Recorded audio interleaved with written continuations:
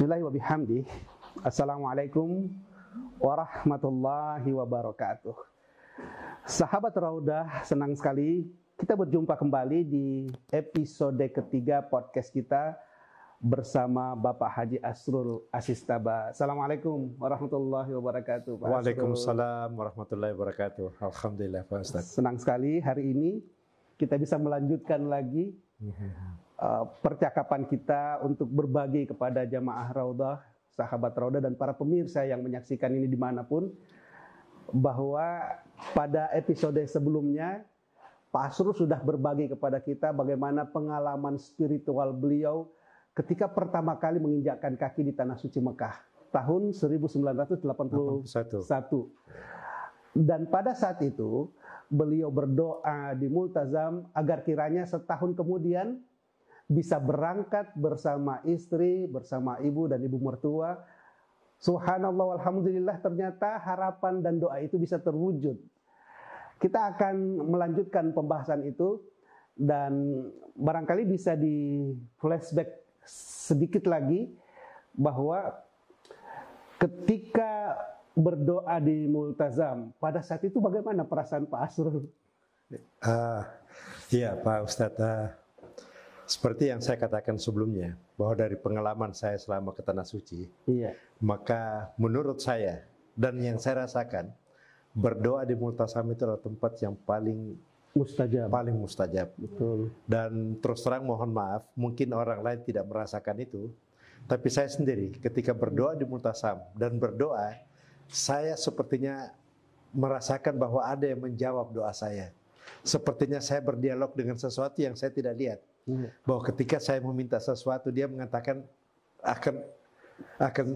akan mengijabah, akan diijabah doa itu. Sepertinya ada perasaan itu pada saya, dan oleh karena itu terus terang setelah saya menjadi penyelenggara itu selalu saya sampaikan pada jamaah, sempatkanlah untuk berdoa di Multazam, karena itu tempat menurut saya yang paling getarannya luar biasa hebat. Saya tidak tahu apakah orang lain juga mengalami yang seperti itu, tapi itu yang saya rasakan, dan saya merasa perlu juga menyampaikan kepada teman-teman, bahkan kepada jamaah-jamaah Raudah agar mereka juga bisa mendapatkan kesempatan seperti itu. Yang saya garis bawahi di sini nih Pak Asrul, bahwa memang benar Allah menyatakan dalam firman-Nya, la taqnatu min rahmatillah, jangan pernah ragu ataupun putus asa dengan rahmat Allah, bahwa kita ketika memohon kepada Allah dengan sungguh-sungguh siap-siap untuk terkejut dengan ijabah Allah. Iya Pak Ustadz. Jadi seperti yang saya katakan bahwa sebenarnya saya kan tidak punya pengalaman di pesantren. Betul. Bahasa Pak Arab saya minim,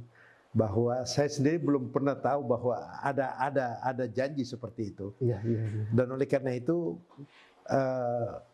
wujud atau manifestasi janji itu saya rasakan ketika saya berdoa itu. Dan ketika saya mendengar Ustadz mengatakan bahwa jangan pernah ragu, maka itu juga saya rasakan. Tapi bukan karena penjelasan itu, maka ketika saya berdoa saya yakin bahwa dikabulkan.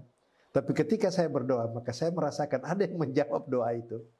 Ada, jadi memang ada hubungan tentu dengan janji Allah. Tapi yang karena saya tidak punya pengetahuan itu, ketika saya berdoa saja dengan penuh kesungguhan. Dan saya merasakan jawaban atas doa itu saya terima pada waktu itu. Masya Allah. Jadi, Pak Asrul pernah menjelaskan di episode kedua kalau nggak salah, bahwa menuju kepada cita-cita memberangkatkan istri dan orang tua, Pak Asrul mendapatkan rezeki dalam bentuk 6 unit kendaraan. Bagaimana tuh ceritanya tuh Pak? Jadi saya ingin sampaikan sekali lagi, ketika itu memang saya mendapat kepercayaan dari Pandi Sose.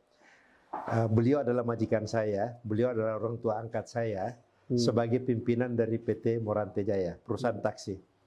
Dan sekadar untuk diketahui saja bahwa saya mulai bekerja pada beliau itu mulai dari jaga gudang sampai pada posisi direktur utama. Tapi biarkanlah pengalaman itu persoalan lain. Dan itu yang saya alami. Dan ketika saya tahun 81 berdoa seperti yang Pak Ustadz katakan tadi, begitu kembali dari sana, hanya kurang lebih 1 bulan setelah kembali dari Tanah Suci tahun 81, tiba-tiba beliau memanggil saya dan menyatakan itu. Karena saya berhasil menyelesaikan kredit 100 unit mobil Renault, sehingga kemudian beliau mengambil keputusan bahwa hasil usaha ini 100 mobil Renault itu akan dibagi pada semua staf. Maka dibagilah kendaraan-kendaraan itu berdasarkan persentase dan kedudukan. Itu diundi. Diundi. Dan memang posisi kendaraan kan ada 40% yang rusak, 60 yang. Iya. Dan oleh karena itu beliau mengundi masing-masing mengambil nomor kendaraan. Sebagai pimpinan, saya mendapatkan 6 unit dan ketika saya tarik undian itu, alhamdulillah 6 mobil yang saya dapat itu semua dalam keadaan jalan. Masya Allah. Sehingga dengan demikian memang nilainya tentu lebih baik dari yang lain yang keadaan rusak gitu. Nah Pak Asrul, ini yang menjadi pertanyaan, kalau kita ini yang awam begitu dapat 6 unit, wah ini modal nih, apalagi kan Meranti sudah punya nama. Harusnya ya mending kasih jalan saja supaya dapat rezeki yang berputar. Tapi pada saat itu Pak Asrul ambil keputusan yang berbeda. Bagaimana tuh ceritanya tuh Pak Asrul? Itu juga semuanya disampaikan oleh Pak Andi Sose. Ketika selesai melakukan itu, saya datang pada beliau dan saya sampaikan bahwa mobil 6 yang saya dapat ini akan saya jual. Dia kaget juga, kenapa? Seperti yang Pak Ustadz katakan, kan bisa diusahakan nih dan bisa memberikan rezeki. Dan mungkin dari rezeki itu kita bisa menyimpan dana untuk keperluan apa saja. Betul. Ketika Pak Andi Sose tanya pada itu, saya katakan pada beliau bahwa ketika saya di Multazam pada saat tawaf wada terakhir, saya memang berdoa, dari manapun rezeki itu datang pada saya, maka itu akan saya manfaatkan untuk membawa istri saya, ibu kandung saya dan mertua saya, ibu mertua saya. Dan alhamdulillah bahwa dari 6 mobil saya jual 5 mobil, 1 saya pakai untuk kebutuhan pribadi, maka hasil penjualan itu cukup untuk membawa mereka semua. Alhamdulillah bahkan ada lebihnya karena ketika itu sebagai teman saya datang ke Pak Ande bahwa saya siap membantu dia dalam proses haji tahun 82 itu, tapi bisa nggak saya bawa istri, ibu kandung, dan saya bayar mereka. Dan itu diterima oleh Pande. Alhamdulillah. Jadi saya cuma bayar 3. Nah, kemudian 4. Bapak Asrul mendaftar 4 orang, bayar 3. Pak Asrul berangkat gratis sekaligus bertugas sebagai pelayan. Dan itu sebenarnya menjadi titik balik sehingga Pak Asrul mengenal bagaimana seharusnya melayani jamaah haji. Walaupun tahun 81 memang secara tidak langsung saya sudah melihat sendiri. Betul. Tapi saya belajar itu di tahun 82 persis bagaimana memberikan pelayanan. Saya melihat bagaimana prinsipnya Pak Ande kalau memberikan pelayanan dan luar biasa. Sehingga saya mengatakan pekerjaan ini memang melayani orang itu adalah sesuatu kenikmatan. Insya Allah. Apalagi mereka melayani tamu Allah dan memang saya sudah katakan, walaupun saya kan pada saat itu saya masih bekerja sebenarnya, tidak mungkin saya pergi ke Tiga Utama membantu kalau saya masih bekerja. Memang walaupun belum jelas pada waktu itu, saya bilang enak juga pekerjaan untuk melayani orang ini. Kita mengenal berbagai watak orang dan segala macam. Ada tidak waktu itu Pak Asrul berpikir bahwa suatu waktu saya akan bertugas belum. Jadi memang pada saat itu belum. Cuma perasaan saja. Merasakan sebuah kenikmatan kalau kita melayani orang. Apalagi pada waktu itu tentu lebih utama saya melayani ibu kandung dan menurut saya itu kan suatu pengabdian. Benar. Sehingga terasa nikmatnya melayani mereka, membawa mereka ke tawaf dan segala macam itu ada gitu loh. Nah, sekarang kita melanjutkan perjalanan spiritual ketika berarti sudah berangkat tahun 82 kan Pak? Iya, 82. Pemberangkatan kita yang sudah kedua. jalan, artinya kita sudah jalan. Seperti kata orang-orang yang berangkat berulang-ulang kali dari Tanah Suci selalu saja punya cerita yang berbeda dan tidak pernah habis cerita pengalaman spiritual di sana. Ini yang perlu kita gali dari Pak Asrul. Gimana itu ceritanya? Baik Pak Ustadz, tapi sebelum itu sekali lagi seperti yang saya katakan pada episode sebelumnya, tolong kalau saya cerita tentu ada nilai-nilai yang ingin saya tonjolkan, tapi semua yang saya katakan adalah fakta yang saya alami. Jadi kita melakukan ibadah haji bersama, tentu bagaimana nikmat dan bahagianya saya bersama ibu kandung, ibu mertua dan istri saya di Arafah, di mana kita berkumpul berdoa bersama-sama itu luar biasa. Memang saya kira adalah suatu kenikmatan ibadah yang tidak bisa. Padahal saya terus terang adalah orang yang miskin di dalam melakukan ibadah sebelum-sebelumnya. Karena begitulah pengalaman hidup, saya tidak boleh mengingkari itu. Pada suatu saat kita ada di Mina, melontar terakhir. Selama ini program Tiga Utama selalu mengambil nafar awal, Pak Ustadz. Oh, ya. Dan ketika itu tidak seperti sekarang saya lihat. Pengertian nafar awal itu sedikit sudah tidak seperti dulu yang saya bayangkan. Dulu nafar awal itu, kalau kita mau ngambil nafar awal, kita harus masuk ke Mina pada waktu duhur dan harus meninggalkan Mina sebelum maghrib. Ya. Menurut penjelasan yang saya dapatkan bahwa kapan-kapan kita masih berada di Mina pada waktu lewat maghrib, berarti kita harus lanjut untuk ambil nafar sani. Berarti kita masih harus tinggal lagi di Mina satu malam. Dan oleh karena itu, tanggal 12 Zulhijjah itu adalah padat-padatnya di Mina karena 90% jamaah haji itu melakukan berebut nafar awal. Ya. Nafar, jadi kita berebut. Nah, ketika kita melakukan pelontaran dalam kondisi padat dan segala macam, sesudah ini saya sudah antar, setelah melontar saya dengan rombongan kecil, ibu mertua dan ibu kandung saya dan istri saya sudah antar ke bus yang menunggu agak jauh dari tempat melontar karena kita memang sengaja parkir bus. Maaf nih Pak Sur, dan waktu itu pelontaran belum secanggih sekarang. Belum, kan dia satu tiang. Iya, tiang yang satu. Jadi, tiang berebutnya bukan main. Padatnya luar. Kalau sekarang kan 4 tingkat. Kalau sekarang kadang-kadang batu yang dilontar bisa melintas ke seberang. Dan lebih lebar kan. Betul. Tapi kalau dulu kan cuma satu tiang saja. Jadi kita berut pada tiang itu pada waktu itu. Iya, nah, iya. Setelah melontar nafar awal, saya antarkan keluarga saya.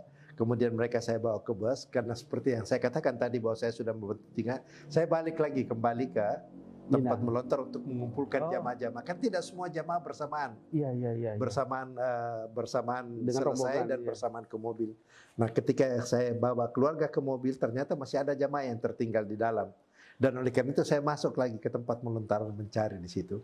Sementara saya mencari jamaah-jamaah Tiga Utama yang ada pada itu, tiba-tiba ada orang Yaman besar. Iya, Maghribi yang besar. Iya, kemudian di pinggangnya itu terselip banyak uang. Iya. Saya tidak tahu uang apa, tapi terselip di luar kantong ikat pinggang kelihatan dia. Lah ya. Kelihatan. Sehingga ketika orang berteriak bahwa dia copet, saya otomatis saja mengatakan ada kebenaran bahwa dia copet gitu loh. Sehingga ditangkap dan saya tidak tahu. Mestinya kalau dilihat kekuatan fisik, saya nggak ada apa-apanya dibanding dia. Tapi Pak Asrul, kalau ukuran orang Indonesia cukup besar juga. Ya, alhamdulillah. Tapi orang Yaman kan nggak tahu lah, lebih besar. Nah, ketika itu saya tarik lengannya, kemudian saya lipat ke belakang, saya pegang. Sambil saya minta kepada salah satu petugas Tiga Utama, Pak Rum itu waktu ponakannya Pak Ande, saya bilang tolong panggil askar supaya diambil ini. Dia pergi agak lama. Saya agak ragu karena saya lihat matanya orang itu melihat saya seperti minta dikasih memelas gitu ya. Memelas. Akhirnya saya lepas. Tiba-tiba datang lagi staf lain, jangan dilepas, askarnya sudah datang. Jadi, saya ambil lagi tangkap dan akhirnya saya serahkan. Itu berlalu begitu aja. Selesai kita kumpulkan jamaah, saya kembali ke mobil. Belum ada perasaan apa-apa pada saya anggap sudah selesai. Ketika tiba di Mekah dan segala macam, saya merasa kalau ini orang bukan copet, waduh, tentu salah tangkap berarti. Saya salah tangkap dan tentu saya menzolimin dia. Saya tidak tahu apa yang terjadi. Nah, ini tanah haram bisa ada pembalasan langsung. Itu yang ada di perasaan saya karena saya dengar bahwa apa yang menjadi perbuatan itu sering kita dapat balasannya di sana. Itu aja, sebatas itu yang saya tahu. Dan oleh karena itu saya khawatir pada diri saya sendiri. Ketika itu sudah terjadi, dan saya selalu berpikir jangan sampai saya mengalami hal yang sama.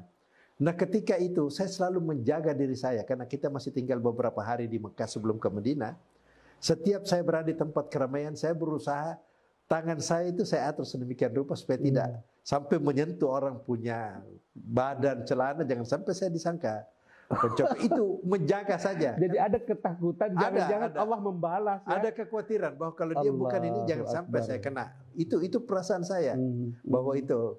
Demikianlah kondisi terus saya sampai kemudian kita tiba waktu untuk meninggalkan Mekah dan menuju kota Madinah.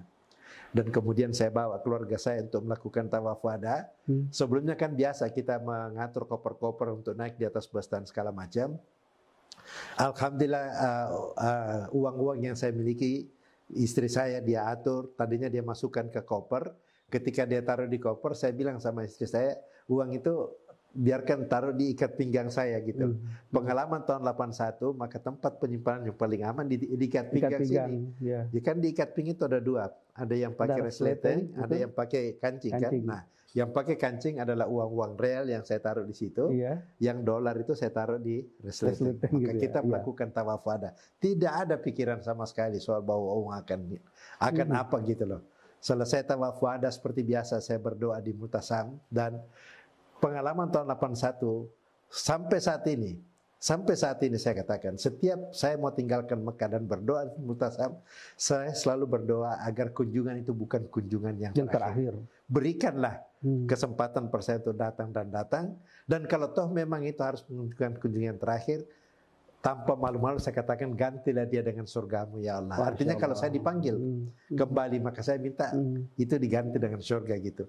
Itu doa rutin saya sampai dengan saat ini setiap saya, karena kalau saya ingin meninggalkan kota Mekah, selalu saya sempatkan di Multazam doa seperti itu. Itu juga saya lakukan pada waktu itu. Setelah itu kita kembali ke hotel, kita tinggal di New Safa pada waktu itu, di Samia. Itu persis di depan di samping masjid. Belum ada hotel-hotel bintang, tapi itulah hotel terbagus dan terdekat yang ada di masjid pada yang dipakai oleh tiga utama. Kita ke sana, saya naik ke kamar mandi dan segala macam. Kemudian sebelum masuk kamar mandi, saya buka ikat pinggang saya taruh di depan kamar, ada meja kecil di depan pintu kamar mandi, saya taruh di situ. Saya masuk kamar mandi, berbenah diri untuk siap-siap ganti pakaian dan lain-lain, berangkat ke Madinah. Begitu saya keluar dari pintu kamar mandi, mata saya langsung tertuju ke meja tempat rim itu, dan saya lihat resleting itu sudah terbuka. Sudah terbuka. Wah, ketika itulah kemudian saya langsung tersentak. Dan begitu saya buka, maka uang yang dolar di dalam resleting semuanya sudah tidak ada. Inna lillahi wa inna ilaihi raji'un. Ini Pak Asrul, ini menarik ini, bahwa tanah haram itu ibarat blueprint. Ya. Apa yang kita lakukan, kadang-kadang kita tidak sadar bahwa semuanya secara spontan Allah berikan sesuatu peringatan ataupun mungkin reward dari setiap apa yang kita lakukan.